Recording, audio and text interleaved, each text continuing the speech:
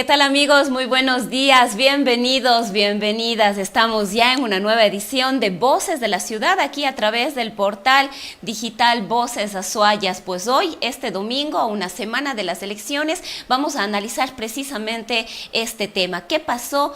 ¿Cómo estuvo la coyuntura electoral? ¿Qué le llevó a Daniel Noboa Sin y Verónica Abad Rojas a la presidencia de la República? ¿Qué le llevó al correísmo a perder su elección por segunda ocasión consecutiva? Son dos elecciones que ha perdido, no ha logrado tener una mayor acogida, más que ese voto duro, el mismo prácticamente que las elecciones anteriores con el candidato en ese momento, Andrés Arauz. Pero además también vamos a analizar la coyuntura actual y sobre todo qué nos espera como país en este muy corto tiempo que va a tener Daniel Noboa para gobernar, con una asamblea con la primera minoría de la Revolución Ciudadana. Me parece que ADN tiene únicamente 14 asambleístas, que es la coalición política del oficialismo ya, luego de que se retire Guillermo Lasso y asuma la presidencia Daniel Noboa. La segunda fuerza política al interior de la Asamblea Nacional ahora es Construye Pachacutic, de alrededor de 27 asambleístas. Para esta ocasión se ha quedado únicamente con 5 y bueno, en fin, serán algunos de los temas que ojalá el tiempo nos alcance. A veces parece que hasta las 10 de la mañana vamos a tener un montón de tiempo para abordar varios temas, pero en realidad termina siendo corto, mucho más cuando tenemos dos muy interesantes analistas con quienes vamos a conversar la mañana de hoy. Esperamos también tener su participación, sus opiniones, como siempre son acogidas e importantes en este espacio. Decio Machado, él es sociólogo, es periodista, además ha sido muy reconocido y recientemente muy premiado también consultor político. Él nos acompaña la mañana de hoy. Junto a Decio está Juanita Versosa, ella es una política cuencana, ha ejercido varios cargos públicos, fue concejala de Cuenca, también estuvo al frente de la Secretaría de Planificación de SEMPLA de Zona 6, también estuvo en la coordinación zonal del Ministerio de Inclusión Económica y Social, Zona 6, actualmente es catedrática de la Universidad de El Azuay, dirige la Dirección de Vinculación Social. Y antes de empezar este diálogo vamos a hacer una muy breve publicidad. Tenemos que darle espacio en este caso a la publicidad y arrancamos ya este diálogo con nuestros dos invitados.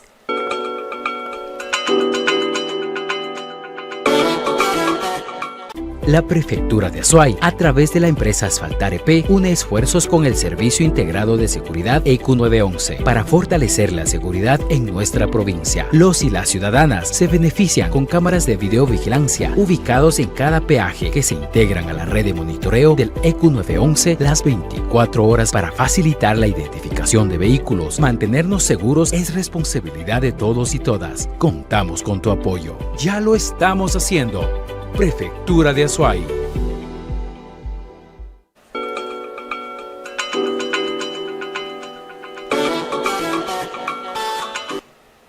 Y bueno, estamos ya de vuelta y precisamente quisiera yo iniciar este diálogo con Decio. Decio, muy buenos días. Gracias por darse este tiempito hoy, domingo, a una semana de haber acudido a las urnas, un proceso tranquilo. Ese fantasma que ya empezaba a circular de el fraude, afortunadamente no se suscitó nada extraño. La Revolución Ciudadana, Luisa González reconocieron sin inconvenientes la derrota, la pérdida. Sin embargo, ya a pocos días de las elecciones, recordamos que empezábamos a escuchar, sobre todo porque al parecer había muy poca diferencia entre ambos candidatos, un empate técnico de acuerdo a algunas encuestadoras, y esto en su momento llegó a que algunos sectores y algunas personas empiecen a especular de un posible apagón, de alguna circunstancia adversa, y se empezó a hablar de un fraude electoral. Afortunadamente fue un proceso democrático, tranquilo, no hubo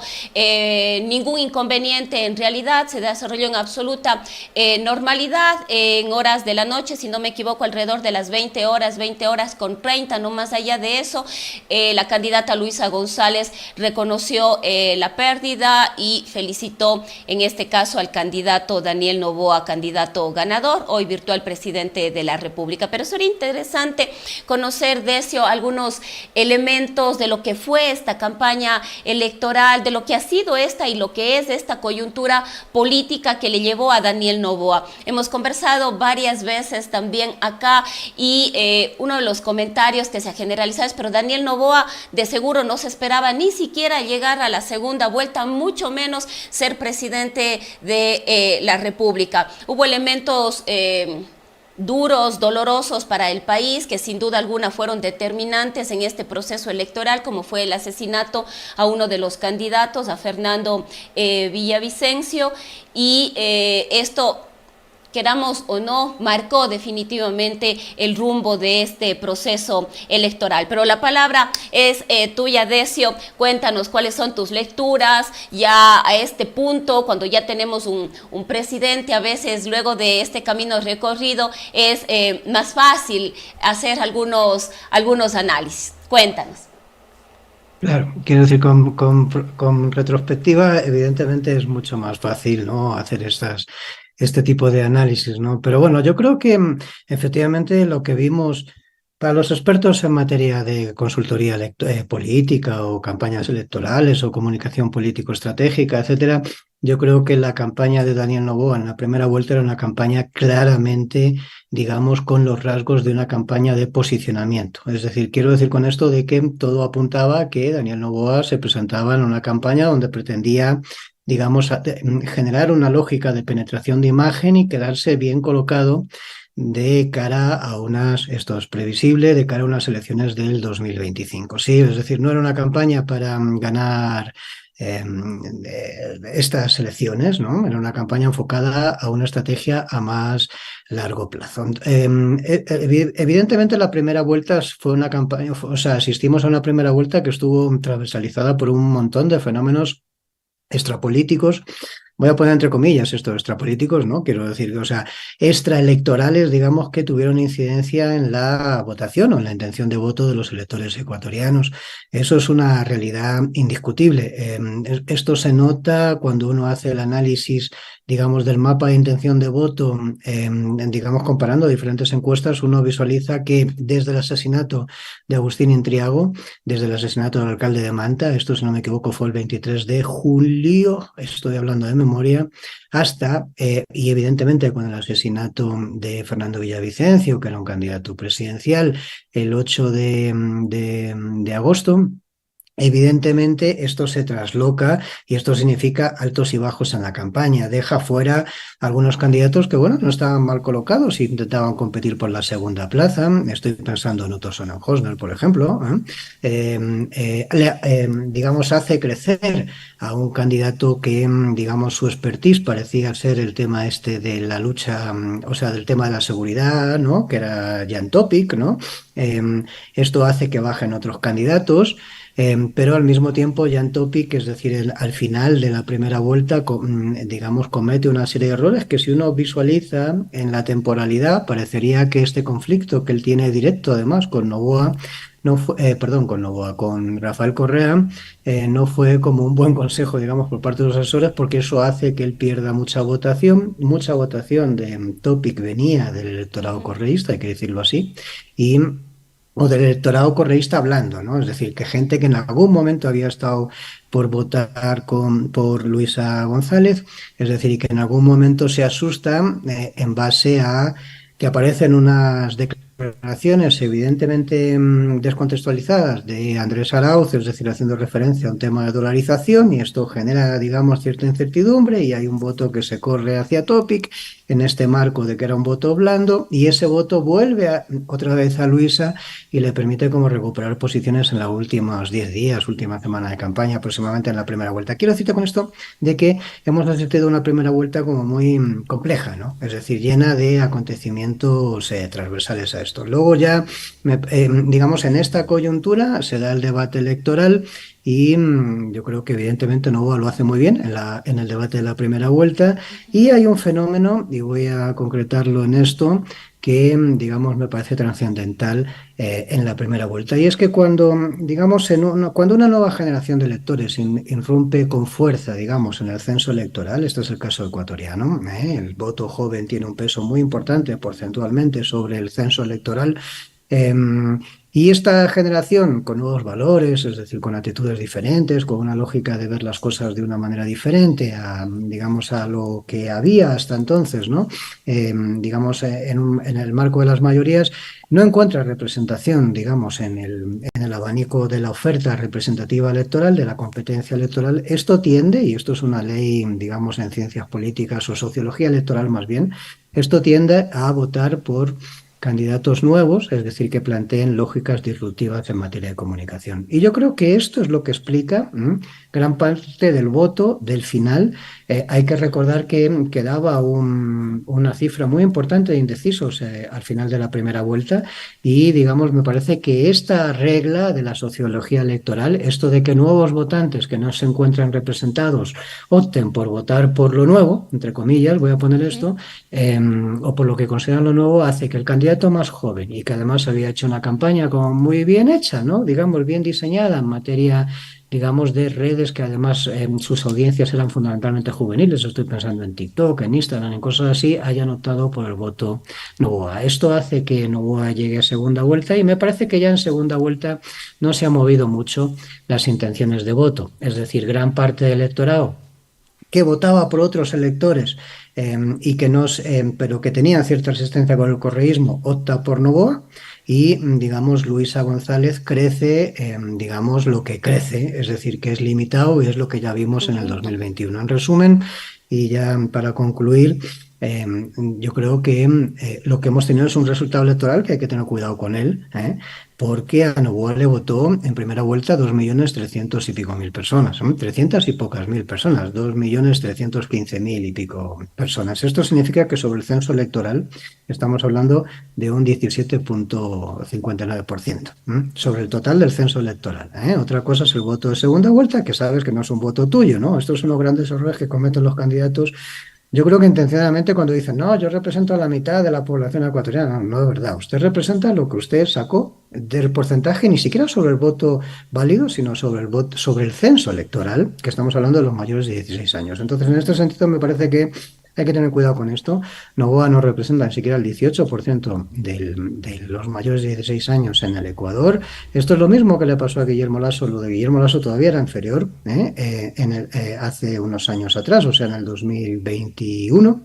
Y por lo tanto, digamos, así es como llega a la presidencia de la República y con esa prudencia y con esta capacidad de visualizar el contexto, yo creo que debería enfocar su programa de gobierno. Esto básicamente, Rosana, en esta primera intervención. Ahora, Decio, ¿podríamos realmente creer que lo que le llevó a Daniel Noboa a tener una acogida por parte de los ciudadanos fue precisamente el hecho de no meterse en lo que decimos en ese conflicto, en la bronca, el correísmo, el anticorreísmo? Él como que siempre estuvo al margen, ¿no? Haciendo lo suyo por su lado, con el apoyo de su mamá, con el apoyo de su tía, alguna presencia de su esposa, pero realmente, al menos al principio, en la segunda vuelta, como que ya fue eso inevitable, ¿no? El encontrarse en esa dicotomía que todavía existe en el país. Eso también sería importante en algún análisis, ¿no? Todavía estamos enfrascados en el correísmo y en el anticorreísmo, pero quizás la gente ya está también un poco cansada, ¿no? Un poco cansada de eso, y muy probablemente eso le llevó a Daniel Noboa a tener el voto de la gente que ya no quiere el problema, la pelea, el insulto, esa polarización. ¿Podemos creer que también va por ahí el tema? Bueno, yo creo que el anticorreísmo ha ejercido en este país un papel, digamos, central, o ha sido, digamos, la centralidad política durante mucho tiempo. Mucho tiempo, me refiero a década y media o quizás hasta algo más. Yo creo que esto va perdiendo fuerza. Esto lo vimos en las elecciones del 2021. Acuérdate de que entre Yacu Pérez y Javier Herbas, por ejemplo, pues sumaban ya solamente entre ellos el 35% de los resultados electorales. Y, digamos, esto se ha vuelto a ver en el 2023, donde yo creo que esta representación de la gente que está fuera del clivaje o de la fractura correísmo-anticorreísmo está ya como muy por encima del 40%, ¿no? En este sentido, me parece, estamos hablando estrictamente del marco electoral. Yo creo que los jóvenes no distinguen nada entre el correísmo y el anticorreísmo, es decir, es una cosa que ni les va ni les viene. Para ellos, es decir, la clase política les parece todo lo mismo, es decir, no distinguen entre el correísmo y el anticorreísmo, le parece que Además, quizás están... Decio, porque los nuevos votantes, los más jóvenes, tampoco conocen esa historia de los 10 años del correísmo y los conflictos quizás un poco anteriores a aquello. Sí, pero es que además yo creo que es un concepto que ya no es válido, porque si el correísmo tuvo algún elemento, digamos, diferencial fundamentalmente en una primera etapa, es que aparecía como elemento disruptivo en la política electoral ecuatoriana. En su momento significó patear el tablero, acuérdate de todos aquellos mensajes que evidentemente tenían una lógica de carga estratégica de la partidocracia frente al correísmo, etcétera. Quiero decir, era un elemento disruptivo. Hoy el correísmo no tiene nada de disruptivo. El correísmo forma parte, digamos, de lo sistémico de la democracia representativa ecuatoriana. Lo que está en crisis es la democracia representativa en el Ecuador y en muchos otros sitios del planeta, y por lo tanto el correísmo también está en crisis. Quiero decir con esto de que lo que estamos transitando, digamos, a una lógica nueva, es decir, no tiene por qué ser ni con nuevo, no quiero calificar que sea mejor, ¿eh? O sea, puede ser mucho peor. Es decir, pero lo que quiero decir simplemente es que estamos transitando a una lógica nueva donde el correísmo se quedó, es decir, ya no es lo nuevo, es decir, es otra cosa. Es decir, más bien el correísmo ha tenido capacidad de envejecer muy rápidamente. Y en este sentido me parece que, digamos, el correísmo forma parte del sistema que está en crisis. Y los jóvenes y, digamos, un sector muy importante del electorado no distingue al correísmo de lo demás. Para ellos eso es el establishment político, que tiene sus disputas en la política, pero que está muy alejada de, digamos, los intereses, las necesidades y las demandas de la sociedad en general, y por lo tanto, digamos, allá ellos, ¿no? Es decir, es esa fractura o esa brecha que existe entre lo político y la sociedad, o el establishment político y la sociedad, que es esta brecha que estamos viviendo, digamos, de la crisis del sistema. Y por lo tanto, me parece que la fractura correísmo-anticorreísmo, que en algún momento ejerció como una especie de meeting point, donde se encontraron sectores políticamente, además, absurdos, es decir, se encontraba el movimiento indígena con lo más reaccionario de la sociedad ecuatoriana, ¿no? Es decir, o sea, quiero decir que fue una cosa loquísima eso ya no tiene capacidad de ser, ¿eh? Y yo creo que el partido por esencia que representaba el anticorreísmo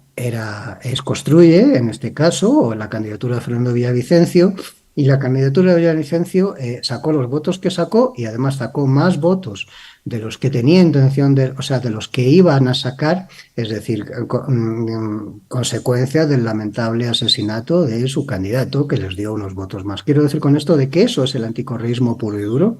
El correísmo es lo que es, y estamos hablando de un porcentaje que notablemente es inferior al 50%. Me parece que lo demás está yendo por otro lado. En segundas vueltas, y solo por terminar la idea, evidentemente este clivaje vuelve a aparecer con fuerza, porque ya estamos en una lógica binaria.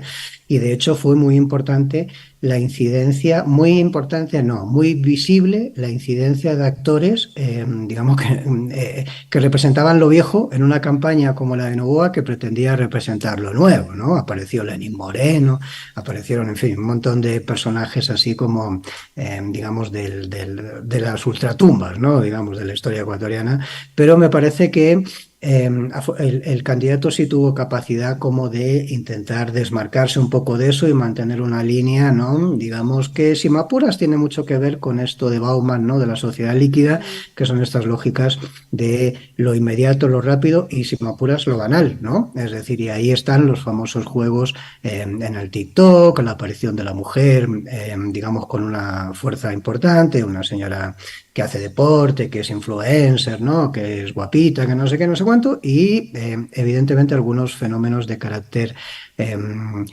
digamos, mercadotécnicos, ¿no? Como, voy a hablar de lo que está hablando todo el mundo, las figuras de cartón y ese tipo de cosas que, digamos, no deciden una campaña, pero que tienen, digamos, que marcan de alguna forma nuevas lógicas de representación que no las tiene capacidad de articular el correísmo, por lo menos hasta ahora, porque el correísmo todavía se mueve en un contexto, digamos, de una política más tradicional y más en la lógica de las ideas, ¿no? Y, digamos, la campaña no hubo trabajo en otro ámbito.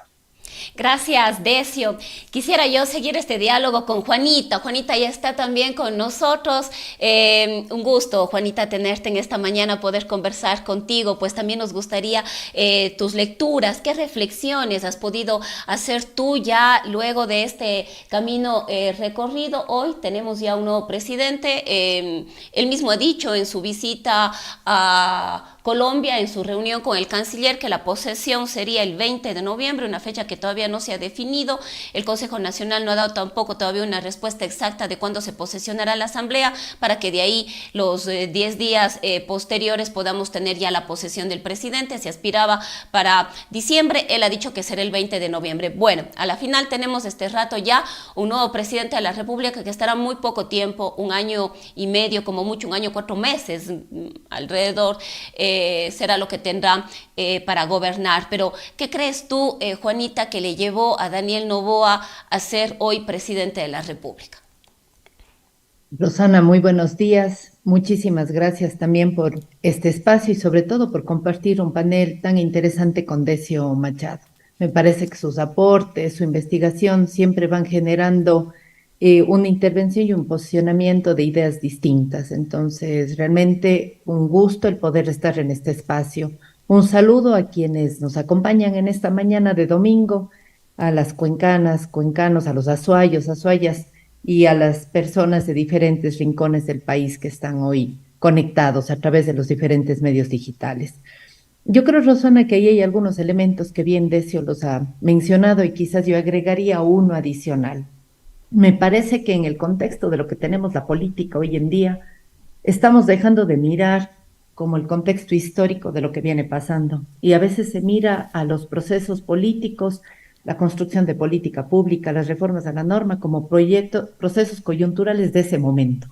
Hay una problemática, resolvamos cómo hacemos, se cambia, ya. Es lo que pareciera ser como un efecto microondas. Ponemos 30 segundos, start, ¡tí! Ya está, ya se solucionó. Y no funciona así. Y yo creo que hemos dejado de mirar los procesos locales también. A veces creemos que los procesos locales no inciden en lo nacional. Tal vez no en adosar el voto a una misma línea ideológica. Eso nunca ha pasado. Yo recuerdo antes, cuando Nebot era presidente, Nebot se lanzaba, no perdía la alcaldía, y Correa no perdía la presidencia. Y muchas veces tenían los mismos electores. Es decir, 2 líneas ideológicas tenían un peso político. Entonces, me parece, Rosana, que en las elecciones últimas en las que gana Pedro Palacios, ya se dio un fenómeno interesante, que fue que hubo una confrontación muy fuerte de 2 personas que tenían larga trayectoria política y que en el contexto electoral realmente fue muy violenta la campaña, de insultos, de acribillarse, de varias cosas. Y en esa confrontación y cuando se dio el debate, Pedro Palacios termina tomando la delantera y es quien gana. Eso cambia y todo el mundo decía, ¿por qué pasó? Pedro Palacios capaz quiso solo posicionarse, ¿por qué termina ganando?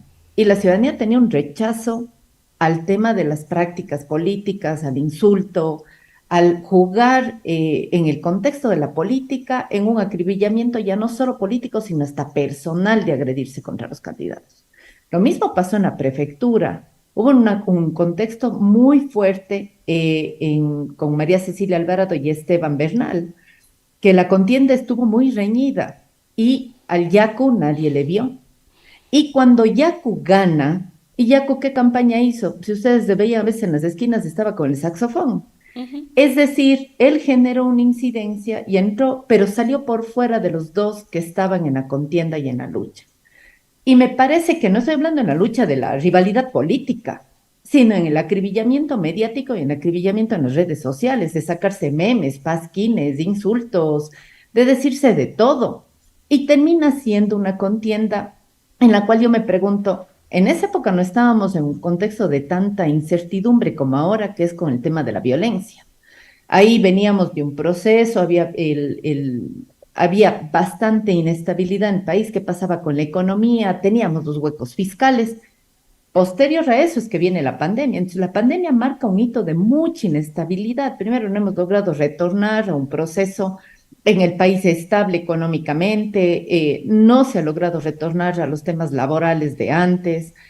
empieza un problema de violencia tan complejo. ¿Será que la gente, viendo tanto sicariato, tanto asesinato, que a veces dicen, las personas ya nos acostumbramos? No, no nos acostumbramos. Lo que hacemos es que las personas nos refugiamos y evitamos a veces salir.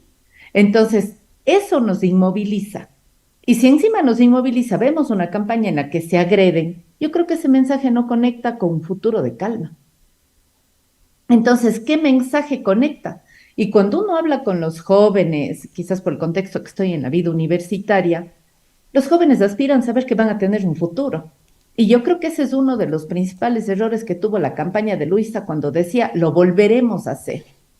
Los jóvenes de 16 años, si le quito el último periodo que fue de Correa, que tendrían 11 años. 11 años ya no se acuerdan, no se acuerdan, porque los chicositos sí recuerdan. Y dicen, es que él hizo eso, ella hizo eso.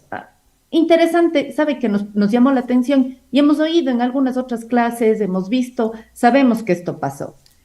Pero cuando uno les pregunta a los jóvenes, ¿cuál es su futuro? Y cuando yo digo, voy a volverlo a hacer, los chicos dicen, ¿voy a volver al encierro de la pandemia? Entonces, tal vez ese mensaje de volver no conectaba políticamente, sino nos recordaba un pasado real que vivimos de un contexto de incertidumbre. Y cuando uno mira a los jóvenes que se están formando, a mí sí me da mucha preocupación porque también hemos tenido proyectos de vinculación que trabajamos en el sector rural, formando a los jóvenes en temas de tecnología, electrónica, mecánica, automotriz, para que puedan insertarse laboralmente. Pero muchos de esos chicos intentan algún tiempo, pero luego migran. Por lo tanto, muchos de ellos están pensando irse. Entonces, si no miran y conectan, por eso creo que tal vez la imagen de Novoa lo que termina es haciéndoles más afines. Y yo creo que fue el mismo elemento que pegó con Yaku. Era un candidato humano que yo podía sentir cerca, que era similar a mí, que esa persona, cuando sale el Yaku, me acuerdo en uno de los videos con su enamorada bailando, o con la Manuela, los chicos decían, ha tenido enamorada, qué chévere, es una persona como yo. Y yo creo que eso es lo que conecta bastante con Novoa. Es similar, es joven, los chicos sienten que les hablen el mismo lenguaje. Y creo que esos elementos son los que desconectan de las otras campañas en general, no solamente la de Luisa, que hacemos para un público que tiene cierto nivel de conocimiento, pero que no conecta con las ideas. Entonces, no miramos lo que pasa en lo local, y eso pasa hasta en la política pública. Miramos lo nacional como si lo nacional se asentara en el cantón y la parroquia. No miramos lo que pasa en el barrio, la parroquia, cómo fue la votación en cada parroquia. Y yo creo que se debería hacer un análisis del contexto de las elecciones de alcaldes y prefectos. ¿Qué está pasando con el pensamiento de las personas? ¿Qué está pasando? ¿Qué es lo que te mueve a votar? Y localmente tenemos una dispersión tan grande, y ahí me uno a las palabras de Decio. No puede ser que creyendo que con 18-20% yo creo que tengo legitimidad en el cargo. Y eso significa entonces decir mi mensaje en qué conectó. Y ese mensaje que en algo conectó, ¿qué significa en la acción pública? Y yo creo que ahí viene un desafío muy fuerte, porque ninguno de los candidatos habla, yo sé que el periodo es corto, en tiempo, en meses son 14 meses, pero en gestión pública es menos, porque todos los procesos en lo público tienen su complicación. Que subir al portal, que hacer el pliego, que hacer el proceso interno, y ningún proceso dura menos de 3 a 4 meses. Y si por si acaso el equipo con el cual yo trabajo subió mal el pliego y le dice, oiga, me equivoqué, puse la marca en el producto se cae otra vez 3 meses, ya se acabó el gobierno de Novoa, ya se acabó. Entonces, me parece ahí que uno de los elementos que tenemos que rescatar es cómo volvemos a posicionar el tema ideológico. Y las personas, como se ha vendido que la ideología es mala, entonces pensar desde una ideología ya es negativo, ya nos fracciona. No, yo creo que nos hace evidente en dónde voy a poner los recursos. Si yo tengo cierta línea ideológica, voy a saber en qué voy a priorizar y cómo voy a tomar mis decisiones. Entonces, mire, Rosana, yo creo que ahí hay varios elementos que juegan. Yo creo que no estamos mirando una línea de pensar desde la descentralización. Los gobiernos locales están peleando mucho por eso, porque si no se trabaja en armonía con ellos, y realmente el único candidato al que le fue muy mal en la primera vuelta fue el único que habló de descentralización y habló de los gobiernos locales. Armijos. Y esa idea, Armijos, y esa idea quedó bajo perfil. ¿Cómo voy a hacer un gobierno nacional de 14, 15, 16 meses sin articular con los gobiernos locales, sin articular con los municipios y las prefecturas. Entonces, yo creo que aquí vienen algunos elementos. El uno, este mensaje que conectó, que muestra de alguna manera una posible esperanza, que para quienes hemos estado quizás en política, en lo público, uno dice quisiera que esa conexión tenga que ver con un tema ideológico, pero como se ha desmantelado que el tema de la ideología es malo, ¿para qué voy a conectar con la ideología? Conecto con el pragmatismo. Y por eso yo creo que ahí la derecha ha sido más hábil. ¿Y por qué ha sido más hábil? Porque dice concretamente lo que va a hacer. Ah, yo voy a generar esta acción con esto. El país ha pasado esto, ya no voy a subir intereses ni impuestos, voy a hacer tal cosa, tan. Uno, cuando ya ha estado en lo público, sabe que eso no va a ser viable, pero el mensaje ya conectó. El mensaje conectó. Entonces, yo creo que ahí hay algunas cosas que tienen que ver con este tema de lo local. El segundo, la conexión con la visión de futuro. Creo que los elementos de los asesinatos que pasaron tanto al alcalde como al candidato Villavicencio juegan un rol porque mostraron más incertidumbre y mostrar a la población que ni siquiera ellos están a salvo. Entonces, si ni ellos están a salvo, teniendo un aparataje público que les puede cuidar, ¿qué nos puede pasar como ciudadanía? Viene el debate y en ese debate muchos no lograron salir del discurso de justificar sus acciones pasadas o de decir que ya lo hicieron o atacarse. El único que no hace eso termina siendo Daniel Noboa. Y después de la primera vuelta, los comentarios eran que Topic y Noboa fueron a los que mejor les fue. Y ahí coincido con el análisis de Decio. Ahí hubo una serie de elementos que yo creo que a Topic le llevaban a subir, pero varios de errores que estaban pasando. ¿Por qué a Topic? Porque conectaba con el tema de seguridad, que él podría ser el que cambie alguna realidad. Pero a mí me pareció interesante.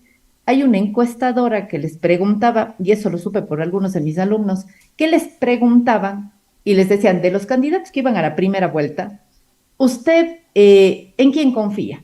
Entonces los chicos se quedaban así como, ¿cómo puedo confiar si no les conozco? Pero más abajo preguntaba, de los candidatos, ¿usted a quién le encargaría? ¿A su hijo, hija o hermano menor?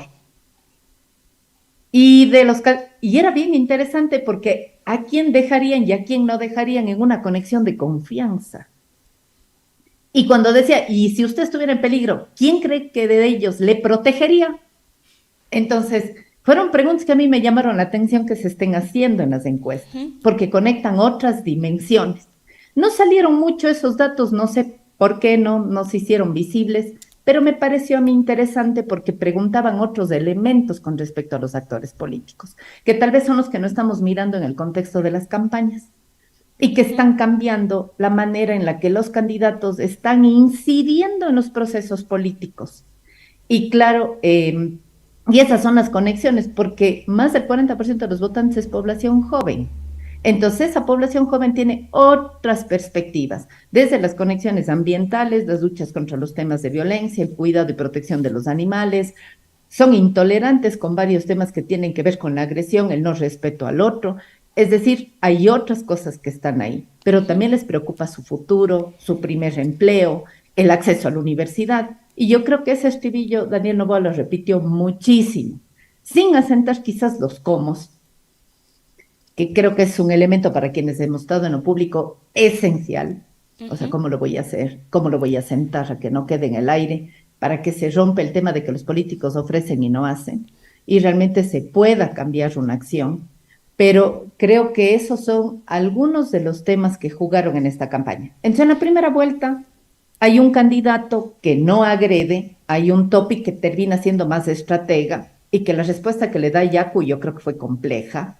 Por eso a Yacu le golpea mucho, porque creo que fue desacertado el tema de hablar de juguemos un vóley.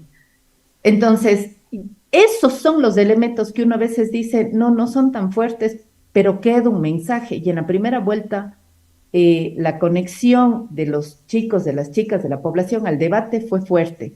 Y los que no vieron, ya vieron los TikToks, los memes, los mensajes y los extractos salidos a veces del contexto, pero que ya pegaron para la siguiente acción. Y para la segunda vuelta, creo que sí, ya estaba definido algún contexto.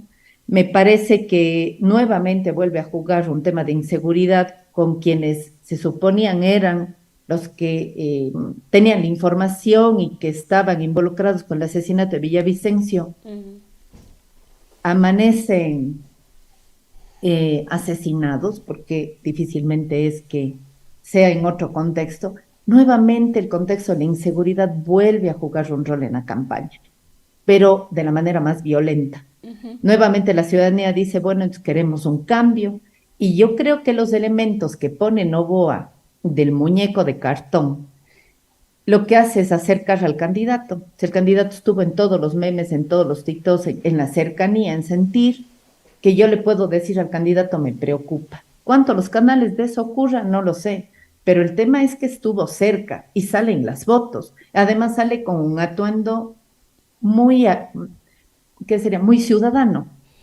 Con Claro, pero además esto le su permitió chaqueta. a Noboa entrar en los hogares, en las tiendas, en los comercios y que la gente sea En parte todo. de la campaña y empiece a generar Así es. contenido, porque le Así veíamos es. con la señora del mercado, con una jovencita que le abrazaba, en fin, o sea, se generó un montón de contenido desde todos los espacios posibles.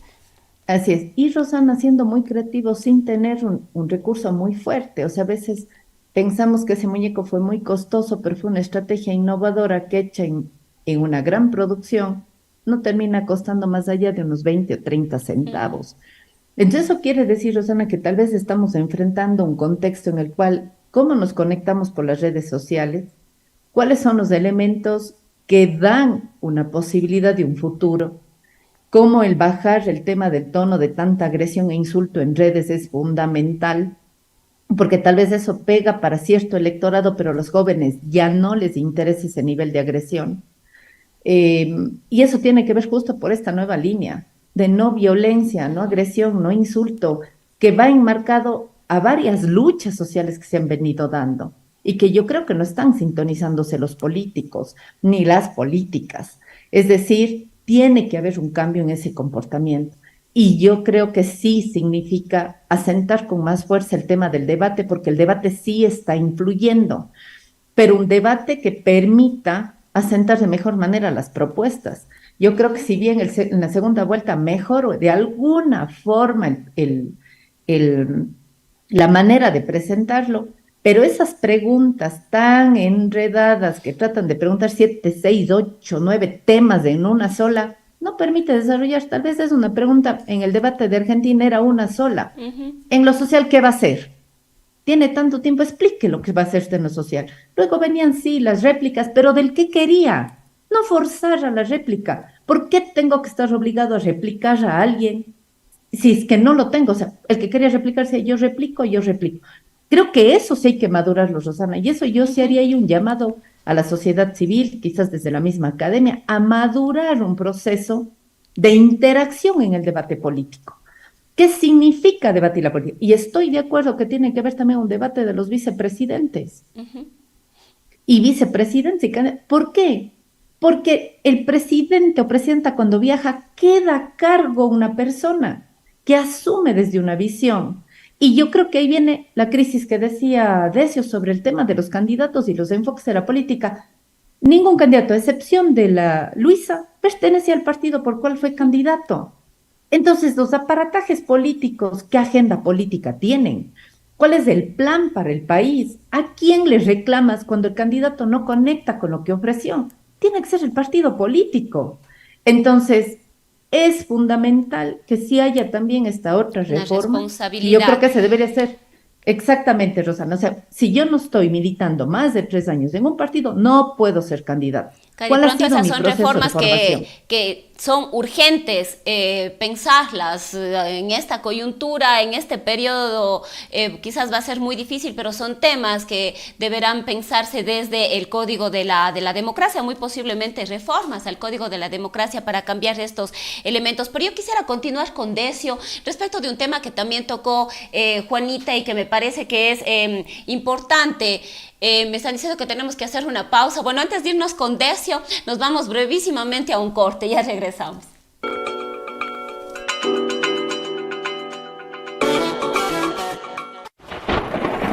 ¡Ay, Diosito! Creo que ya se viene el fenómeno del niño.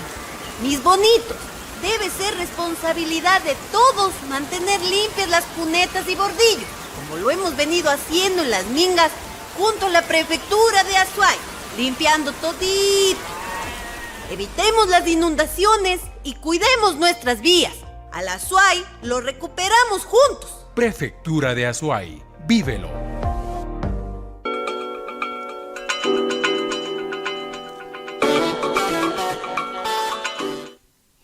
Y volvemos ya luego de esta brevísima pausa, de este brevísimo corte. De eso yo decía, este tema de la ideología, que a mí siempre me da así las vueltas, porque uno se pregunta y dice, bueno, se le identificaba mucho a Daniel Noboa con ese grupo empresarial, con el grupo de la derecha, que además venía de un gobierno de Guillermo Lasso desastroso, y se lo intentaba relacionar con Guillermo Lasso y con el sector de la banca y con el sector de la empresa, con el sector que no paga los impuestos, pero además teníamos ahí las declaraciones de una candidata a la vicepresidencia que creo que en su momento no solo que nos llamaban la atención, sino que nos asustaban incluso un poco, ¿no? Un discurso muy parecido al de Milei en la Argentina, que hoy están viviendo un proceso electoral allá. Hoy se definirá quién es el nuevo presidente o presidenta de la Argentina, pero bueno, sin salirnos de el tema, que hablaba de que la educación no debe estar a cargo del Estado, la seguridad social tampoco, quizás la salud tampoco, y se empezaba a pensar en los seguros privados, en fin, una serie de temas, pero esto no llegó a incidir realmente en la población, o sea, no se generó ese miedo quizás, o esa relación de un gobierno de Noboa frente a lo que ya acabamos de vivir con este corto gobierno también que fue de Guillermo Lasso. Estos temas no llegaron a impactar en la población. ¿Por qué esto no llegó a incidir de manera determinante en el voto? Bueno, eso es una pregunta compleja, ¿no?, de contestar, porque haría falta un estudio y yo no he leído ningún estudio, digamos, al respecto. Lo digo honestamente. Además, no es un estudio cualitativo, sino más bien, perdón, no es un estudio cuantitativo, sino más bien cualitativo, me parece, ¿no? Es un poco de aquí, ¿no? O sea, de profundidad, ¿no? Pero en todo caso, me parece que había dos elementos que marcaban la campaña electoral, como bien ha dicho Juanita. Quiero decirte, uno, evidentemente, era el tema de la seguridad, y otro tiene que ver con el tema del empleo, la economía en general, ¿sí? Y yo creo que la gente, digamos, ha estado, digamos, se ha priorizado, eso transversaliza las inquietudes, la alarma social actualmente existente. No hay empleo, eso lo estamos viendo con los niveles de inmigración, los sucesos que vemos todos los días, es decir, que los del Coral en el Mall del Sol hacen una oferta tal y la gente se pisotea para presentar el currículum, ¿no? Es decir, para poder entrar de cajero o para poner los productos en las perchas. En fin, quiero decir que hay una necesidad de sobrevivencia en el país. Mira, este país lleva sin levantar cabeza a nivel económico desde el fin del boom de los commodities. Hablemos claro, esta crisis viene desde el 2015, es decir, que tuvo ya afectación, digamos, en la economía nacional. Esto, acuérdate de que en el 2015 tuvimos ya, digamos, en el 2015 tuvimos la economía semiestancada, en el 2016 tuvimos una contracción, es decir, sobre el PIB nacional, ¿no?, etcétera. Quiero decir, esto se agravó con el tema de la pandemia, que evidentemente ya fue un fenómeno global, pero a partir de ahí, de alguna forma, digamos, lo que hemos vivido es una lógica de endeudamiento agresivo a nivel de deuda externa, etcétera, y lo que hemos vivido es un poco, digamos, esta semiparálisis económica. Cuando el gobierno actual dice que la economía se ha reincentivado, es mentira. Es decir, miente como un bellaco, voy a decir las cosas claras. Este gobierno, no se ha reincentivado la economía. El gobierno coge un dato del 2020, en plena parálisis de la economía global, y lo compara con el dato actual y dice, se reincentivó la economía. Pues tú coges el dato del 2019, antes de la pandemia, ni siquiera hemos sido capaces en el Ecuador. Es el único país de Sudamérica que no ha sido capaz de, digamos, volver a recuperar los indicadores macroeconómicos del país antes de la pandemia. El único país de América Latina. Es verdad que no se influye la dolarización, pero también es verdad que influye la mala gestión de los gobiernos, digamos, que ha habido en este periodo. Tanto el de Lenín Moreno como este de Guillermo Lasso, que yo creo que han sido gobiernos sometidos al efecto burbuja, ¿no? Gobiernos absolutamente desconectados del entorno, digamos que han quemado todos los puentes, es decir, con el resto de los actores sociales y políticos del país, gobiernos que han desarrollado una pésima interpretación de la realidad existente en el país, es decir, que no entienden la política, no escuchan a la gente, mienten de forma sistémica y además han estado súper aislados, ¿no? Y yo creo que además han sido gobiernos, y especialmente que además se entienden como gobiernos pretorianos, ¿no? O sea, se creen que están compuestos por los mejores de la sociedad, porque para ellos los mejores, evidentemente, son blancos, no hay ningún, ningún indígena ni ningún afrodescendiente en este gobierno, ¿eh? Miren cuál es el panel de carteras ministeriales o lo que es el gabinete ejecutivo, ¿eh? No están las minorías, no hay ningún cholo, no hay ningún tal, son todos miembros de las élites ecuatorianas que se creen que son los mejores de la sociedad porque estudiaron en no sé qué universidad del extranjero. Quiero decir con esto algún MBA, además, o sea, nada que tenga que ver con la gestión de lo público. Entonces, lo que quiero decir con esto es de que, y donde además las mujeres, perdón, para terminar, están en el gabinete, es decir, pero, digamos, no forman parte del anillo presidencial. Sí, o sea, si uno mira cuál es el anillo, digamos, del entorno de poder del Ejecutivo, quiénes son las personas cercanas al presidente, única y exclusivamente encontraremos varones, es decir, hay una lógica patriarcal, de reafirmación patriarcal, incluso en la propia estructura de poder ejecutivo, ¿sí? Lo que quiero decir con esto es de que estos gobiernos son los que, digamos, han generado una situación como esta. Yo creo que hay, esto hace que la gente haya estado centrada en dinámicas de subsistencia. La gente está sobreviviendo, ¿eh?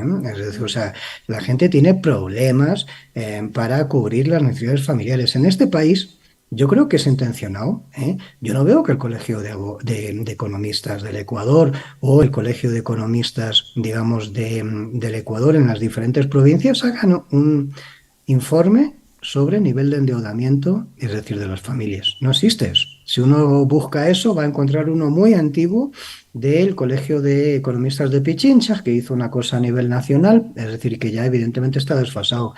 El nivel de endeudamiento de tarjetas de crédito, de tarjetas de las cadenas comerciales, estas que son además,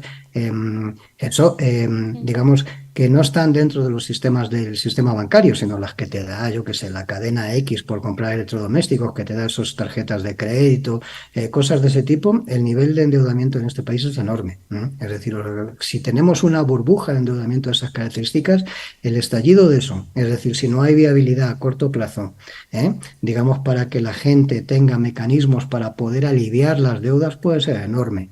Pero no solamente puede ser enorme por la coyuntura nacional, enorme porque lo que se viene en este momento es una coyuntura muy compleja a nivel internacional.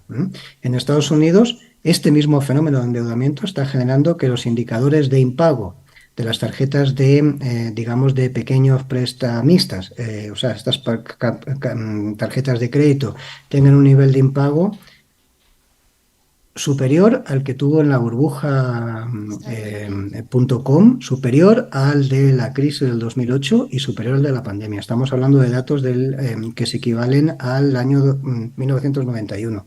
Y el nivel de quiebras de pymes en Estados Unidos ahora mismo está casi alcanzando el indicador de la pandemia. Quiero decir con esto de que todo apunta a que viene una recesión global.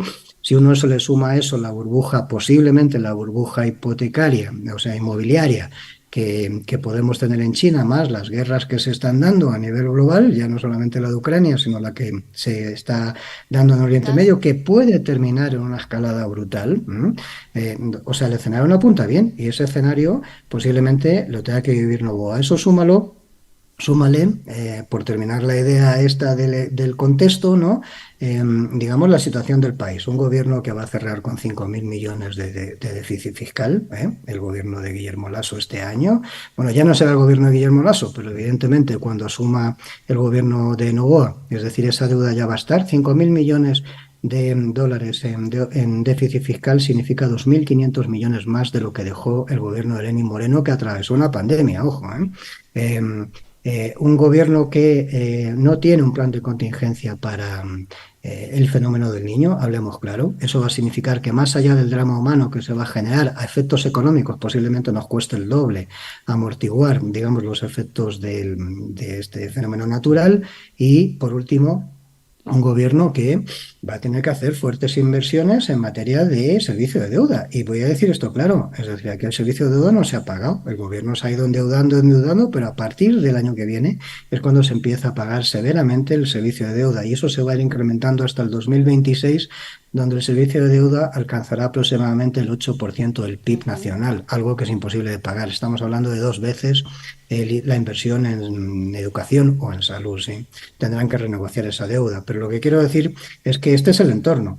O sea, no es un gobierno nada fácil. Son 14 meses, efectivamente, son unos 17 meses de gestión, me parece, es decir, pero son en un contexto muy concreto. Por lo tanto, yo creo que hay que apuntar o sea, me parece que hay elementos que ha mencionado Juanita que son muy importantes. Una, ¿dónde acertó Novoa? Quiero decir, en mirar para adelante y no para atrás. El problema que tiene el correísmo es que sufre una especie de tortícolis política, ¿no? Es decir, no hace más que mirar lo bien que lo hizo, ¿no? No sé qué, según ellos, ¿no? En este pasado idealizado que tienen, romantizado diría yo, ¿no? Es decir, del pasado reciente, diciendo que, claro, son los mejores y que este país fue la bomba en verso. Es decir, que... Pero lo que pasa es que la gente lo que está preocupada es de su futuro, no de su pasado. Por lo tanto, quiero decir, ahí hay un elemento de desconexión, claro. 2, me parece que, y esto Juanita, es decir, en sus ámbitos académicos lo conocerá perfectamente, es decir, esto es lo de Marshall McLuhan, ¿no? Es decir, o sea, el medio es el mensaje. Y, digamos, ellos acertaron en la campaña en ese sentido.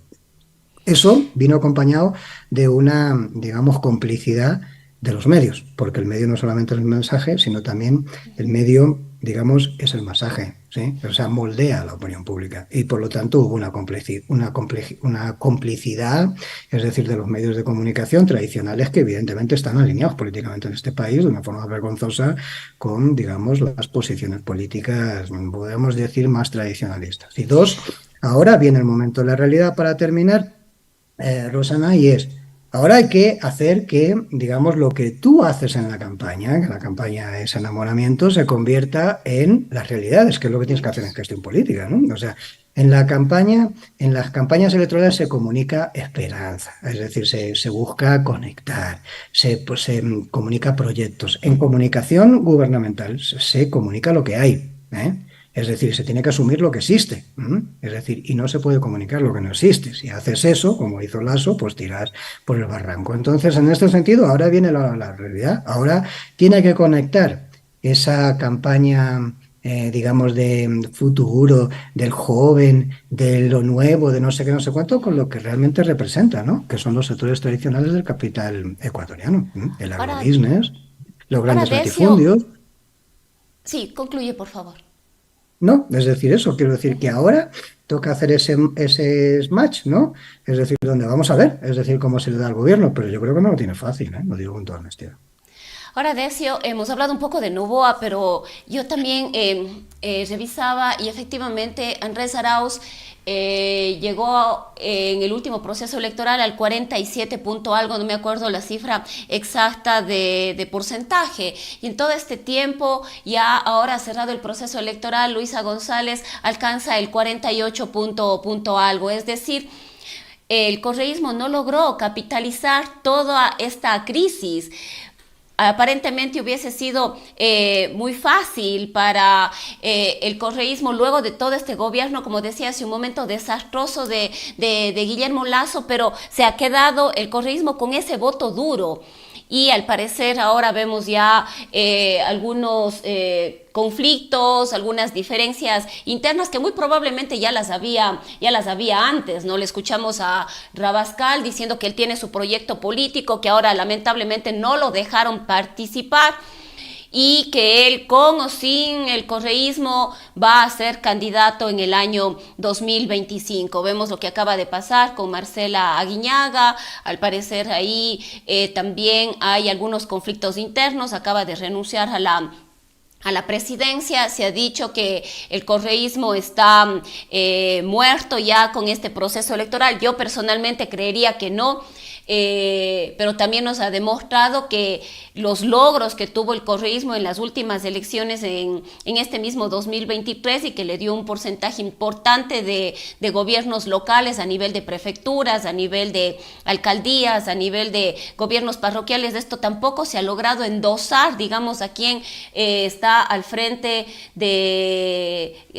de la candidatura para la presidencia de la República para Luisa González. Mucho se habla también de que hay que pensar una nueva izquierda fuera del correísmo, y esto implica una gran cantidad de gente que estaría dentro del correísmo.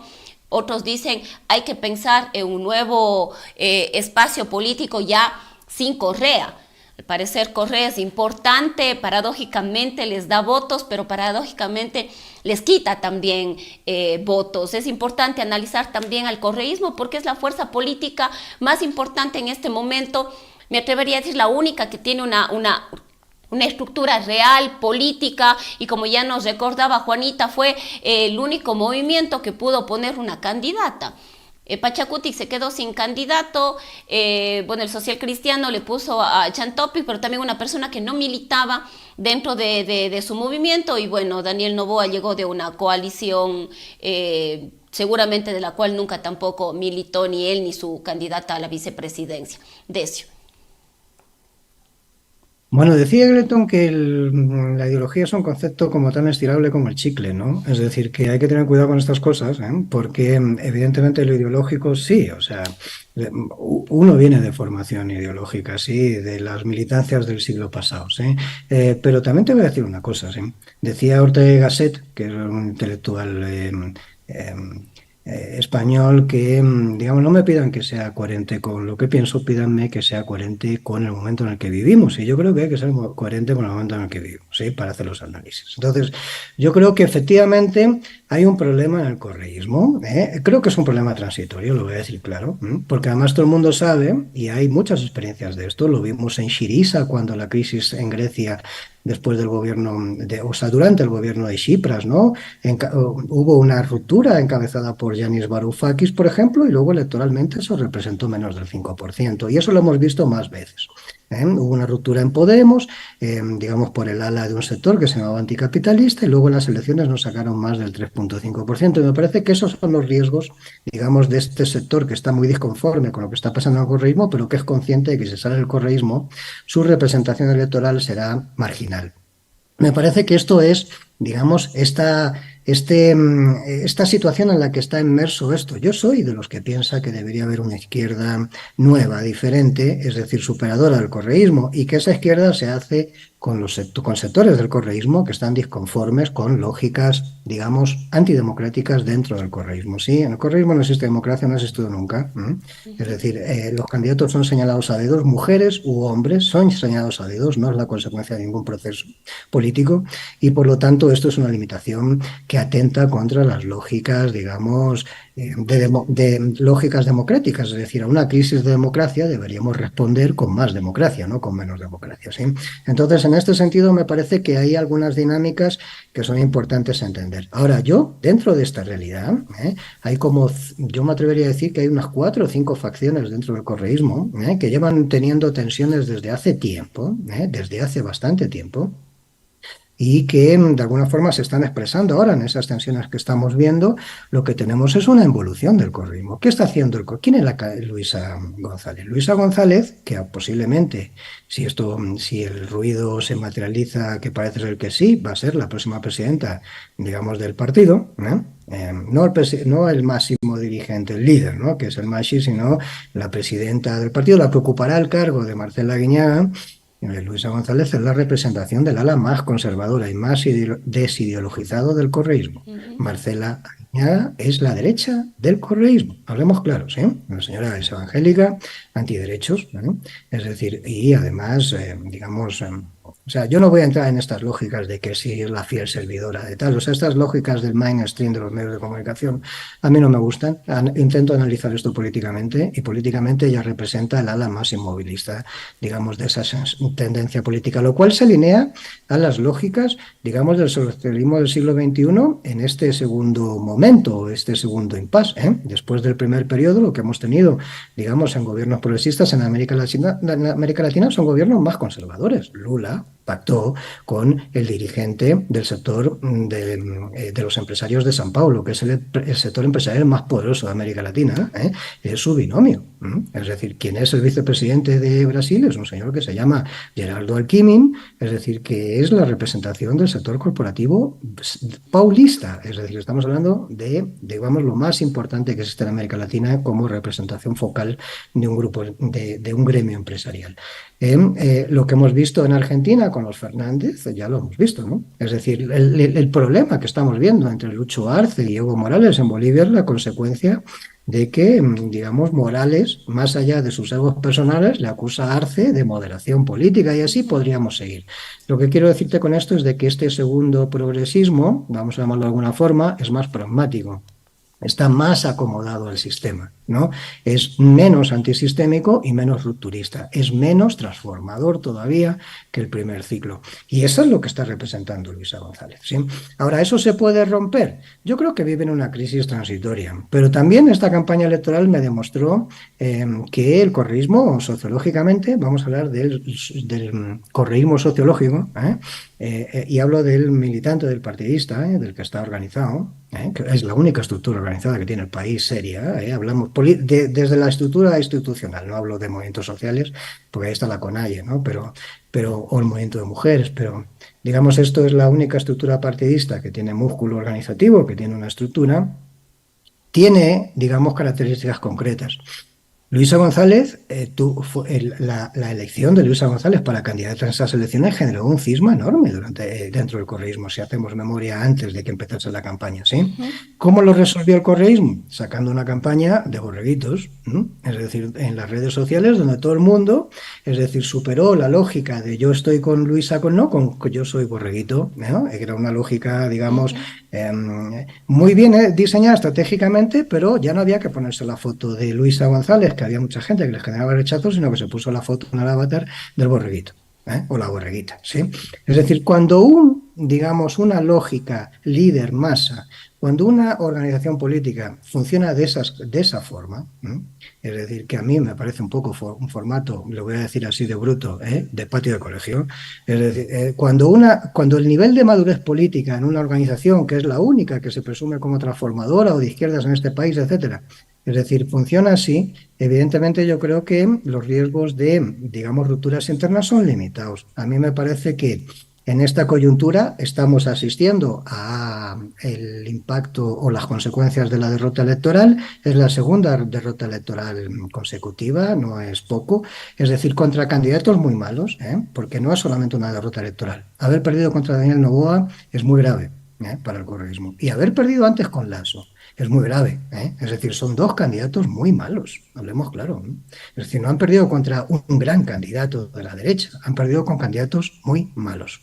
Y esto, evidentemente, genera una crisis, pero me parece que es una crisis de corto plazo. Y cuando digo esto, y aquí termino, lo que quiero decir es que este país en 6 meses va a estar otra vez en una pre-campaña anticipada, y las campañas políticas vuelven a cohesionar a las organizaciones políticas, aunque sea transitoriamente.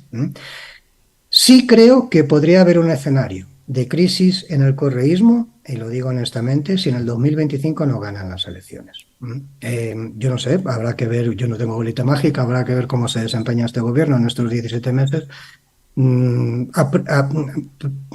Mi pronóstico es que lo tiene complicado, pero si no ganan el 2025, sí es posible que asistamos, digamos, a competencias internas, digamos, de una nueva generación política que diga, dentro del correísmo, que diga, oiga, ya, ¿no? O sea, nos toca, ¿no? Es decir, y ahí puede haber algún tipo de tensión, habrá que ver cómo lo gestionan. Pero, digamos, en el corto plazo, Rosana, honestamente, creo que con otra campaña de borreguitos esto se soluciona, verás. Gracias, Decio. Juanita, otro tema que yo quisiera analizar contigo es, bueno, el voto de las mujeres. Ha sido en estos días cuestionado por parte del expresidente Rafael Correa con estos datos que ponía él de que a manera de reproche, ¿no? Las mujeres no hemos votado por Luisa González y bueno, le escuchamos al señor Tandazo también con ahí algunos comentarios que no le voy a poner ningún calificativo, pero creo que todos le pudimos escuchar, referente también en este caso al voto de las mujeres. Las mujeres votamos por mujeres porque sí, las mujeres no votamos por las mujeres por celos, las mujeres, hay que analizar también el voto femenino, Juanita. Ya. Rosana, yo creo que ahí hay elementos que cruzan. O sea, me parece que es bien difícil decir que colocamos una candidata mujer y las mujeres votan o no votan porque están celosas de que no son ellas las candidatas.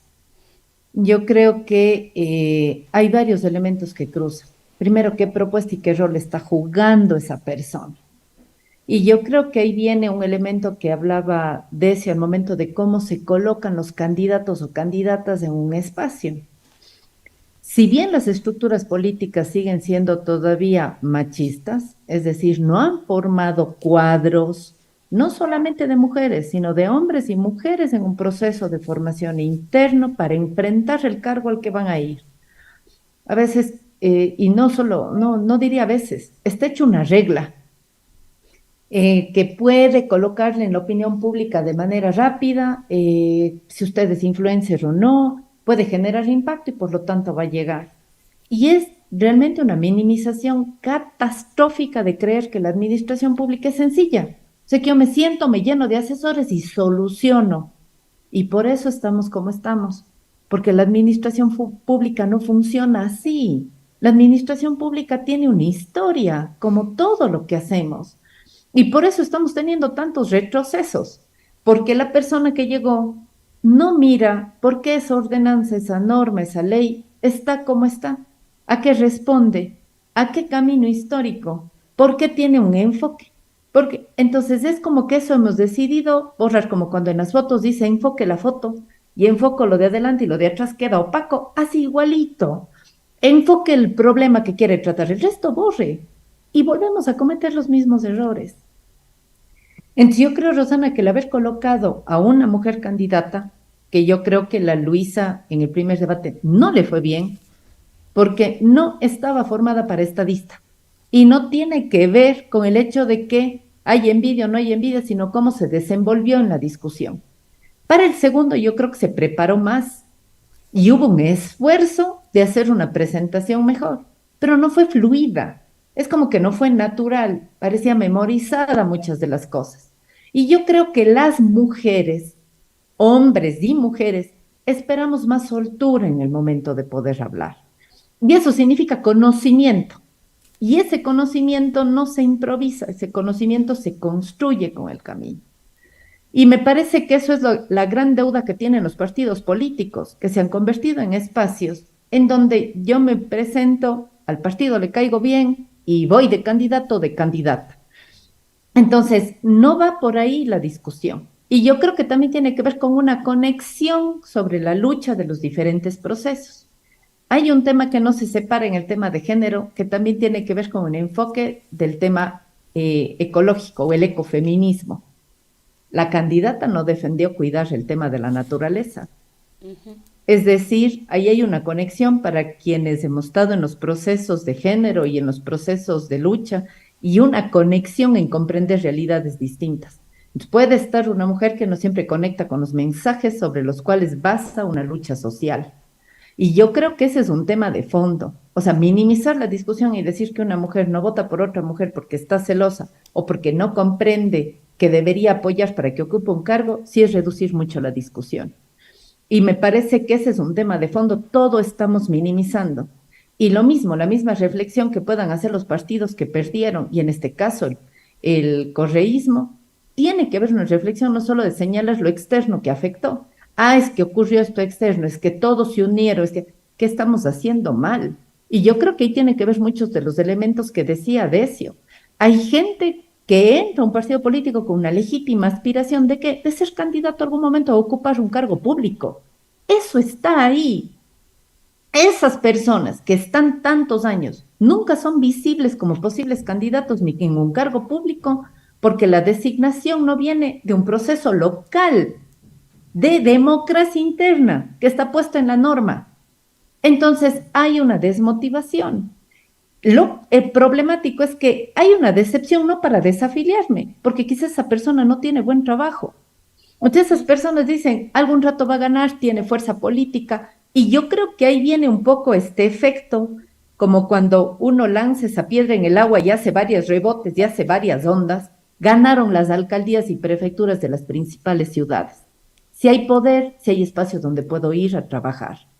Y posiblemente ese rebote fue el que les permitió pensar que inmediatamente iban a ganar la nacional. Y yo creo, Rosana, que el problema más fuerte del partido, en este caso el correísmo, fue creer que ganaba en primera vuelta. No estaban preparados para una segunda. Creyeron que todas las estrategias estaban para la primera. Entonces, si no funciona tu estrategia, cuando uno tiene que tener plan A, plan B, plan C, y decir qué pasa así, qué pasa así, qué pasa así, cómo reacciono. Por eso muchas de las sedes para la segunda vuelta ya estuvieron cerradas. ¿Y por qué estaban cerradas? Porque quienes aspiraban a la asamblea ya ganaron, pues. Entonces, si ya ganaron, ¿para qué pongo mi hombro en la presidenciable? Si la presidenciable no era de mi línea. Y Rosana, yo creo que eso pasa en todos los partidos, porque el candidato que está ahí no reconoce a quienes eran militantes del partido que les auspicia. Y cuando los que han sido militantes no tienen un espacio, claro que hay una desmotivación. Por eso, nuevamente repito, y creo que la reforma no viene solo desde los políticos, viene desde la sociedad civil. Hay instrumentos que a veces hemos dejado de usar. 76,000 firmas se necesitan para reformar el Código de la Democracia. Si la Asamblea no lo trata, en 6 meses entra inmediatamente a la discusión. Y si la Asamblea modifica en esencia el proyecto ciudadano, vamos a consulta. Pero no sabemos el poder que tenemos. No puede ser que los partidos no formen cuadros, hombres, mujeres, jóvenes, personas con experiencia, personas indígenas, personas afro, montúbas, que puedan enfrentar un proceso político y que tengan discurso. ¿Discurso en qué? En comprender la gestión pública. Y yo creo que eso es un elemento que como no se vende con facilidad, es más fácil decir, yo voy a trabajar en educación, voy a construir escuelas, voy a hacer esto, voy a hacer el otro, a pesar de que no miramos con qué plata y cómo. Entonces viene el fenómeno del niño, en mi casa hay goteras y tengo que pagar la educación. ¿Qué voy a priorizar? ¿Y por qué? ¿Cómo priorizas? Porque hay que pagar ambas. En las casas hacemos esa reflexión, en los lugares donde vivimos. Jefatura de hogar, hombre, mujer, familia, entorno, tienes que pensar en cómo inviertes. Y en el gobierno nacional no miramos, entonces, ¿cómo va a invertir? Y esa discusión pierde sentido. Peor hablar de la institucionalidad, una palabra encima difícil. Institucionalidad, ¿qué significará? ¿Me sirve? No, no me sirve. ¿Cómo no me va a servir? Y yo creo que ahí hay un ejemplo cortito. Si usted tiene un teléfono y pone una instrucción, dice buscar tal cosa y le da una respuesta, quien es el usuario no está pensando qué proceso interno hizo el teléfono. Solamente me sale la respuesta de lo que yo busqué. Si el proceso interno no está mal, ¿qué pasa? El teléfono se apaga, el teléfono no funciona, algo le ocurre, tengo que llevar a mantenimiento. Ahí sabemos que algo internamente no funcionó. Igual es el Estado. ¿Cómo vamos a responder si hay una institucionalidad desbaratada? No funciona la descentralización, no funciona la desconcentración. Lenin Moreno eliminó todo el tema de zonas, distritos, circuitos. Hay un modelo que no funciona. Entonces, ¿cómo usted opera el territorio si la institucionalidad no está operando? Y ninguno de los candidatos abordó. En los planes de trabajo casi es invisible ese eje. Puede ser que en el discurso no esté, Rosana, pero ¿cómo puede ser posible que voy a un cargo público sin tener claro cómo voy a trabajar eso? ¿Y por qué lo digo? Porque el eje de seguridad tiene una competencia, si bien es nacional, es concurrente. Educación es concurrente, salud es concurrente, generación de empleo es concurrente. Todas las 4 priorizadas por quien ganó ahora tienen que trabajar con gobiernos cantonales y provinciales. Y ahí ¿Qué rol juega Conagopare, Congope, AME? ¿Cuál es la agenda de los gobiernos locales, Rosana? ¿Para qué existen esas instancias? Debería haber una sentada de una vez. Prefecturas, ¿cuál es su eje? ¿Cómo van a trabajar? Riego, agricultura. Vamos a dinamizar el tema del campo. Yo voy a invertir en vías, en las mismas rutas que ustedes van a trabajar para el tema agrícola ganadero, pero trabajamos desarticulados. Y eso es institucionalidad. Y de ahí sí, Rosana, si a eso unimos el voto del tema de las mujeres tienen que ver con dinámicas locales. Hoy en día en el censo sale que se ha incrementado en 10 puntos la jefatura de mujer o la jefatura de mujeres a cargo de sus hogares. ¿Eso qué significa? Acceso a vías, acceso a empleo, son mujeres que requieren encargar a sus hijos e hijas en la jornada laboral, son mujeres que están en riesgo porque tienen que trasladarse, las rutas son seguras, hay iluminación, qué es lo que pasa, cómo está el entorno, cómo se mueve el barrio, la parroquia. Esas mujeres son las que votan. Y si no encuentran una conexión con sus problemáticas en la propuesta electoral, ¿cómo conectas el voto? No tiene que ver solamente si es mujer, tiene que ver con qué necesidades tenemos como población para yo poder conectar mínimamente. Y yo creo que eso tiene que ver mucho con seguridad. Entonces, sí es un año complejo, pero si ya estoy pensando en la siguiente elección y quienes han ganado ya piensan sabotear el gobierno para que no avance, yo les digo, más allá ahorita, este momento, 1 año y medio que perdamos, se agudiza todos los problemas, sobre todo el de inseguridad. Y creo que es necesario que el nuevo presidente se siente con los diferentes niveles de gobierno, les diga cómo va a trabajar los 4 ejes, no debe haber ni 5, ni 6, ni 7, ni 8, 4, cómo va a trabajar esos, cómo va a articular con la prefectura, con los municipios. Y yo creo, Rosana, y sinceramente, pueden haber 2 reformas legales que se hagan.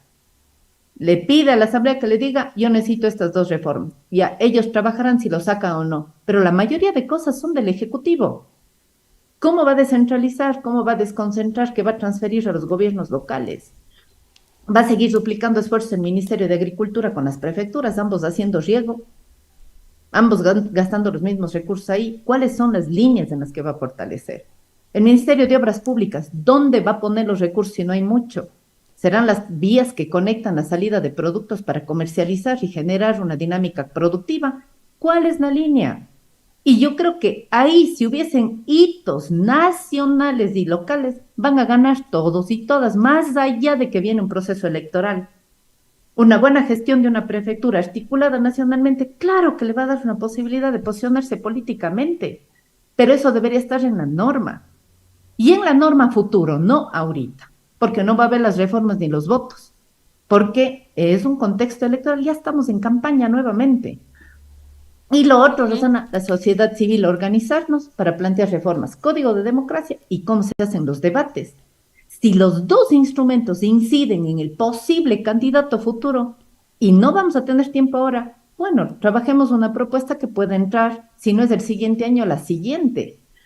Y creo que esos son elementos fundamentales. Y finalmente que la ciudadanía opine mirando más allá a veces de lo que sale en el meme y de lo que sale a veces en la crítica. Hay que profundizar un poco más las cosas que están pasando. Y yo sí insisto ahí sí con mucha fuerza el hecho de que no se pueden tomar decisiones en lo público sin mirar lo de antes. Y dejemos de satanizar lo que hicieron los gobiernos anteriores. Hubo cosas positivas en época del correísmo. ¿Qué se hizo bien? ¿Qué se hizo mal? Rescátese para que no se dupliquen esfuerzos. ¿Qué se hizo y qué se hizo mal en la época de Moreno? ¿Qué se hizo bien? ¿Qué se hizo mal en la época de Lazo? Algo tiene que salir de rescate y decir esto no lo voy a duplicar. O sea, ahí cada año son 35,000 millones de dólares. Ya, este año es 30,000 millones de presupuesto general del Estado. No puede ser que digamos que nada ha servido. Está una focalización del bono. Bueno, si eso no está bien, revísese, ajústese, pero fortalézcase la política pública. Están trabajándose centros de cuidado a los niños. Recupérese los almuerzos escolares. ¿Por qué? Porque esos jóvenes del sector rural que no tienen acceso, a veces por eso terminan captados por los temas delincuenciales. Ahora, Juanita, el presidente Novoa Ahora, Juanita, el presidente Noboa sin duda alguna va a necesitar de la Asamblea Nacional.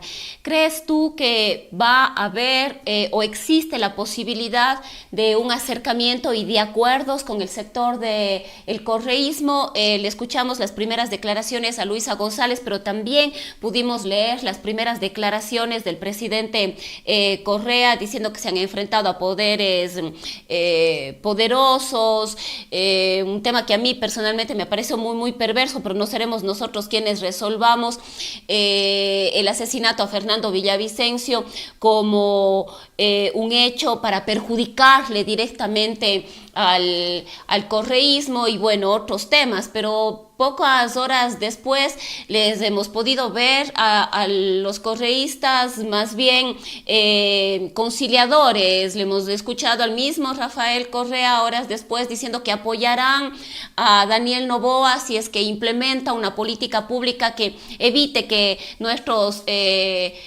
compatriotas sigan saliendo del país de manera masiva, ¿no? Muriendo muchos de ellos en el Darién. Le escuchamos al alcalde de Guayaquil, Aquiles Álvarez, diciendo que apoyaría también las propuestas, en este caso de las barcazas. Le escuchamos a Marcela Aguiñaga defendiéndole a Daniel Noboa de la CONAIE, de las pretensiones de la CONAIE o de las exigencias, en este caso advertencias de la CONAIE. ¿Hay ahí alguna posibilidad de acercamiento? ¿Estas posiciones nos mostrarían que probablemente se va a negociar?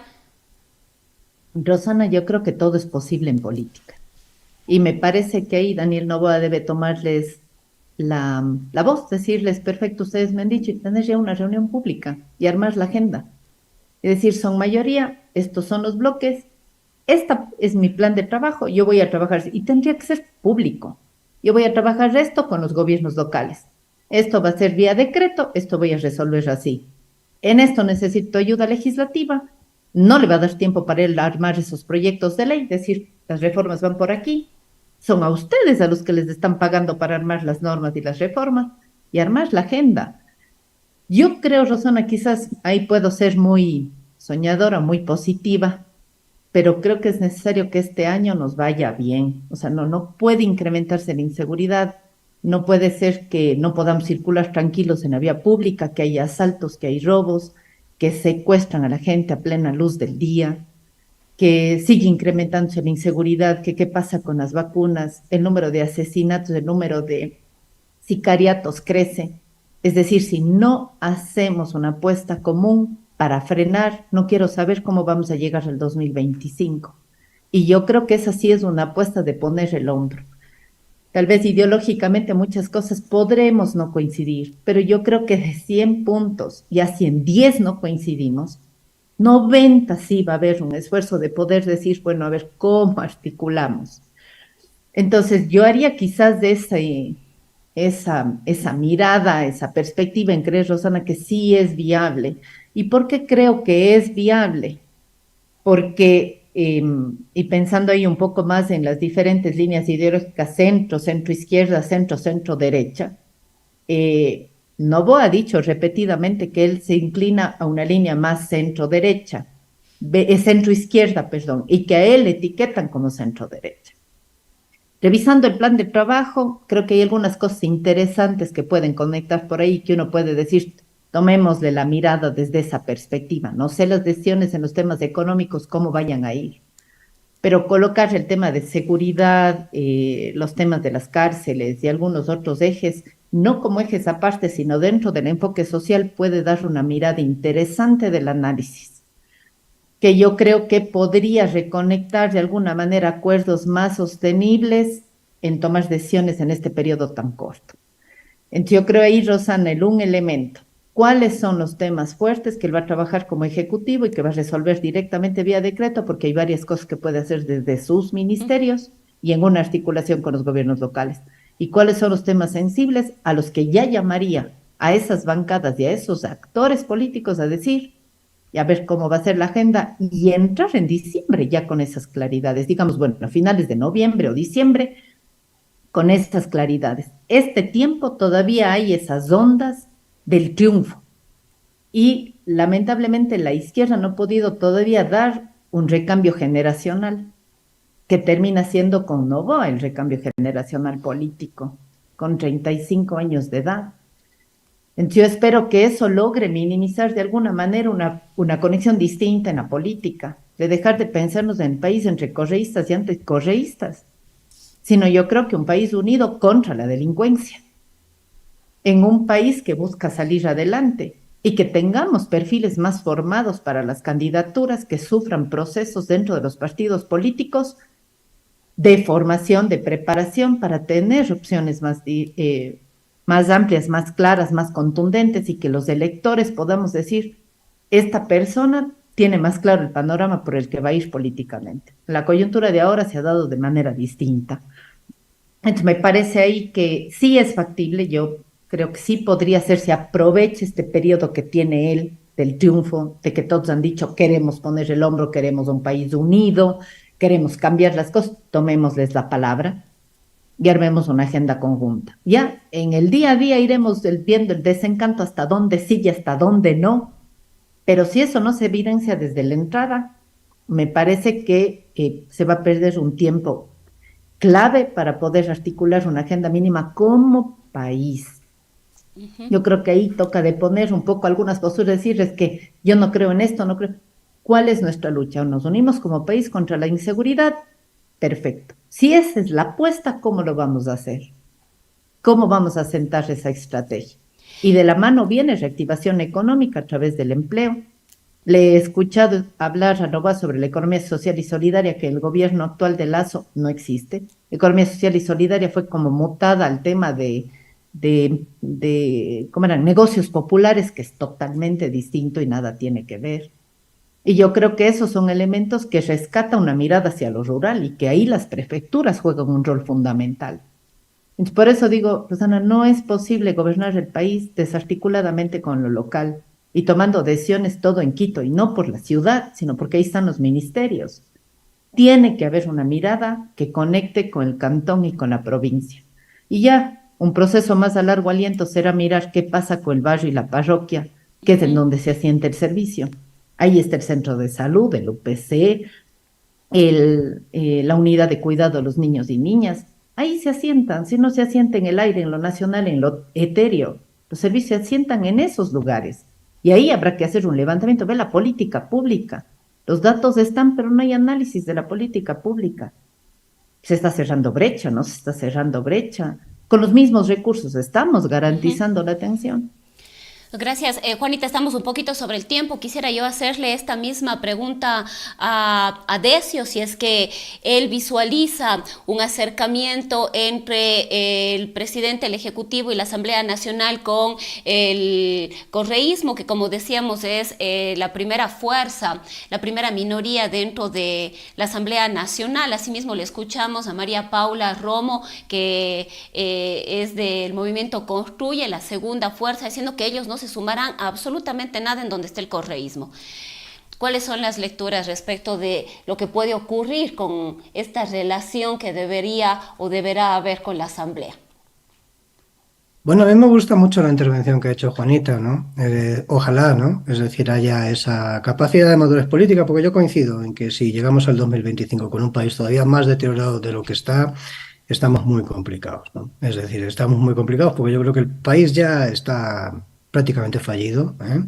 Y la situación puede ser, digamos, de una crisis estructural que nos lleve una década a salir de aquí, ¿no? Y esto es muy difícil y muy complicado para un país, además, como el Ecuador, es decir, que tiene sus características propias y una economía pequeña, es decir, con un potencial económico pequeño, y que evidentemente esto complejiza todavía más digamos, el contexto. Ahora bien, honestamente, no quiero ser, digamos, no quiero aparecer así como lo negativo, pero la sensación que tengo es que la política es más vil que esto, ¿no? Es decir, la política ecuatoriana en concreto es más vil que esto. Me parece que las declaraciones que hemos oído recientemente, que abrirían puertas de diálogo, son declaraciones enmarcadas en una lógica estratégico-coyuntural.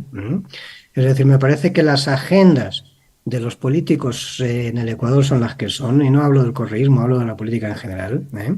Este gobierno Es un gobierno que tiene que, vamos a ver, es decir, yo creo que ni siquiera Noboa debe estar conformando ahora mismo, su equipo debe estar conformando ahora mismo el gabinete de gobierno. Es decir, yo no creo que durante la segunda vuelta hayan tenido tiempo de poder hacer esto, se habrán dedicado a la campaña y en este momento deben estar como, digamos, seleccionando, es decir, quiénes son las carteras, etcétera. Por eso solamente aparecen algunas ya, ¿no? A estas alturas solamente algunas, muy contadas, es decir, titulares de cartera ya. Ya hemos visto la figura de Dajit, es decir, acompañando al presidente electo. Parece ser que sería como el consejero presidencial o el asesor, digamos, principal en materia económica. Eso no apunta bien, porque claro, si estamos buscando consensos, poner a un talibán, es decir, de pensamiento talibán en materia de economía, es decir, pues no ayuda a que puedas articular lógicas de negociación, pero al mismo tiempo también, si miras la oposición, yo lo que digo es que la agenda del correísmo es la que es. Es decir, y la agenda del Pero quizás correísmo la presencia de Dajik no podría incidir también en el bloque correísta, considerando esa cercanía hasta afectiva, diría yo, entre el presidente Correa y Alberto Dajik. Rafael Correa tiene un acercamiento, ha tenido con Dajik desde que era muy, muy joven. No sé si llegó en algún momento a ser su mentor, pero al menos sí le ayudó a ingresar, digamos, a la política y al sector público, de igual manera con el gobierno de Noboa Bejarano. ¿Esto no podría incidir de alguna manera también ahí? Mira, Rosana Dají es el principal lobista en las juntas monetarias y financieras de este país, que ahora son dos, es decir, después de la reforma que hizo en el gobierno de Lenín Moreno, es decir, a favor de los intereses de la banca privada. ¿Sí? Te lo voy a decir así de clarito para que quede claro quién es este señor. Es decir, es el principal, digamos, uno de los principales cuestionadores, voy a hacer referencia a algo que ha comentado Juanita anteriormente, de la economía popular y solidaria de este país. Es decir, es más, es decir, pretenden incluso poner en la superintendencia de la economía popular y solidaria, es decir, personajes como los que tienen en la economía, en la super de bancos, es decir, amanuenses del sector privado, financiero del nacional. ¿Sí? Quiero decir con esto de que no es un actor, no es un angelito caído del cielo, quiero decir, tiene una función política determinada y, digamos, trabaja para intereses de un grupo económico determinado que es muy poderoso, pero que significativamente tiene intereses encontrados o enfrentados con respecto a las grandes mayorías nacionales. Entonces, en este sentido, me parece que ahí hay un problema. Segundo problema es que yo creo que están del otro lado y es en la oposición, ¿no? Es decir, y yo diría que más allá de esta lógica de que la Asamblea no responda a intereses de partidos, a hojas de rutas, digamos, de país y cosas de ese tipo, sino a intereses personales de gente que ha tenido capacidad de financiarse las campañas y se ha subido sobre plataformas electorales para poder competir, y ahí depende de cuál te da entrada, pues corres y vas, es decir, que no hay ninguna coherencia en este sentido. Me parece que ahí hay dinámicas que son perversas porque van a primar, evidentemente, en las negociaciones para conseguir, digamos, mayorías que permitan generar los consensos para sacar las leyes adelante, lo de siempre.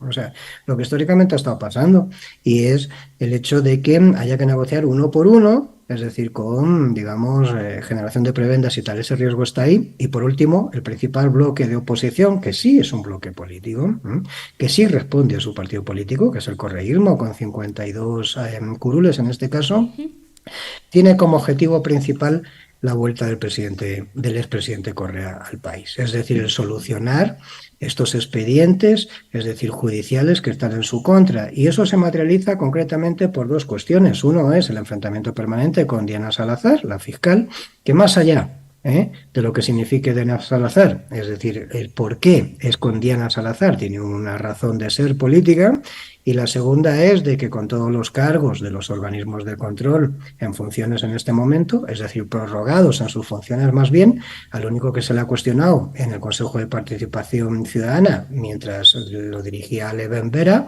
era al Contralor, es decir, había un interés por la disputa por la Contraloría. Esto explica, es decir, las dos, digamos, estamentos desde los cuales, es decir, expedientes judiciales cogidos con babas, también voy a decirlo técnicamente, ¿eh? Es decir, que son los que se le imputan al expresidente Correa, es decir, se podrían desmontar con una mirada diferente desde estas dos instituciones. ¿Qué quiero decir con esto? Lo que quiero decir con esto es de que me parece que los intereses de uno y otros lados, es decir, lo más posible o lo más probable, y lo digo desde una perspectiva negativa, es que desde estos dos prismas, es decir, los enfrentamientos sean, digamos, se prioricen por encima de la capacidad de consensos y diálogos, que por el bien del país, es decir, hacía referencia a Juanita anteriormente. Ojalá me equivoque y sea Juanita quien tenga razón, es decir, por el bien de todos, y de todas, pero no creo que las cosas cambien en un país de la noche a la mañana. Es decir, porque la gente de repente, ante un halo divino, ¿no? O sea, te dé raciocinio capaz de madurar políticamente, como para entender de que los intereses de la gente deben estar por encima de los tuyos personales o políticos, ¿no?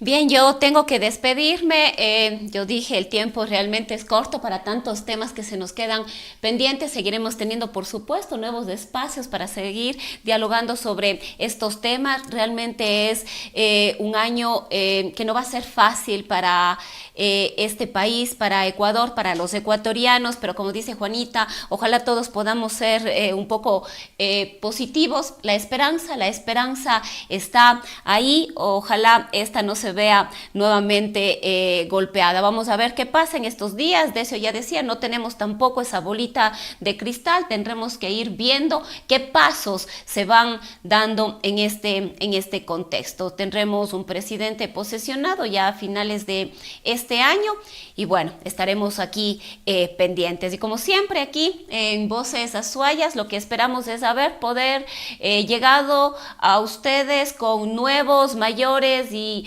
nuevos elementos para que podamos discernir, para que podamos también tomar mejores decisiones y posiciones respecto de lo que pasa en nuestro país. Agradecerle inmensamente a Decio Machado, Juanita Versosa por habernos acompañado en esta mañana, a todos y todas ustedes que nos siguen también cada domingo. Nuestros programas se quedan también en todas las plataformas, podemos revisarlos más adelante, ojalá también compartirlos y revisar nuestra página web, que tenemos también unos chéveres artículos, www.vocesazuayas.com. Yo me despido. Un excelente día.